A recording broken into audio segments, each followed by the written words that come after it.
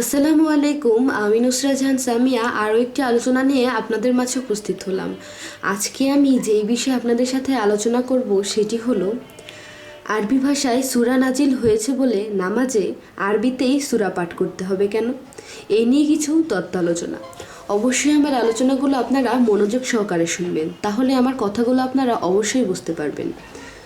Saudi আরব দেশে কোরআন নাজিল হয়েছে আরবি ভাষায়। সৌদি আরবে মানুষ আরবি ভাষায় সূরা পাঠ করে বুঝতেছে যে আল্লাহর কালাম বা আল্লাহ কি বুঝাইতে চাইতেছেন। যখন আরববাসীরা নামাজ পড়তেছেন আরবি ভাষায় সূরা পাঠ করতেছেন এবং সূরার ভাষাগুলো স্পষ্ট বুঝে বুঝে পাঠ করছেন, দেখা যায় সূরার কথা বা কালামগুলো বুঝতেছেন বলে অন্য কোনো দিকে তেমন মন যায় না, কিংবা অনেক আরববাসীরা ঠিকমতো নামাজ আদায়ও করতেছেন।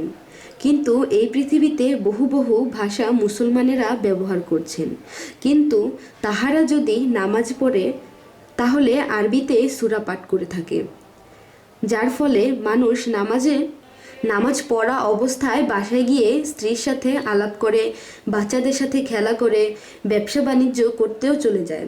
মোট কথা হলো, যেই মানুষ মসজিদে নামাজের কাতারে দাঁড়াইয়া সে দেখা যায় নিজের ভিতরের দুনিয়ার ক্যাসেট ঘোরাতে থাকে, তখন এই নামাজে মানুষ যখন আল্লাহকে ছেড়ে দুনিয়াভি ক্যাসেট ঘোরাতে থাকে তখন মানুষটি দোজকের লাকড়ি হইতে থাকে।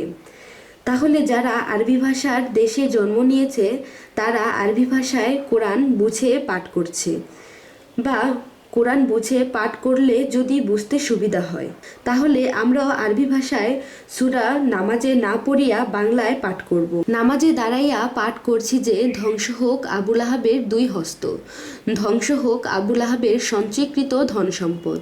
নামাজে দাঁড়াইয়া আল্লাহর নাম বাদ দিয়ে আরেকজন কাফেরের নাম পাঠ করা হয়েছে।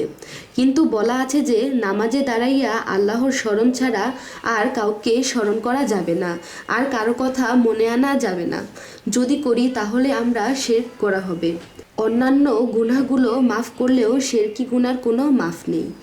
তাহলে যদি আমরা নামাজে বাংলায় সূরা পাঠ করি তাহলে আমরা বুঝবো এবং বুঝে শুনে পাঠ করব, এবং সূরায় কি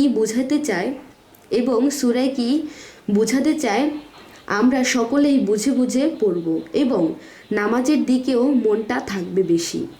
দেখা যায় ইমাম সাহেব যেই নামাজে আরবিতে সূরা পাঠ করতে শুরু করে সেই আমি মুক্তাদি আমার মনের ক্যাসেট অন্য দুনিয়ায় ঘোরাতে শুরু করেছি।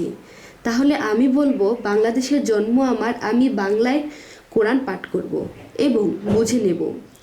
তখনই আল্লাহ সত্যর পথের পথিক হতে পারবো বা হব, এবং আল্লাহ্ব জ্ঞান লাভ করতে পারবো। আল্লাহ পাক কালাম কি বুঝাইতে চায় তাও বুঝতে পারবো, মানুষকেও বুঝাইতে পারবো।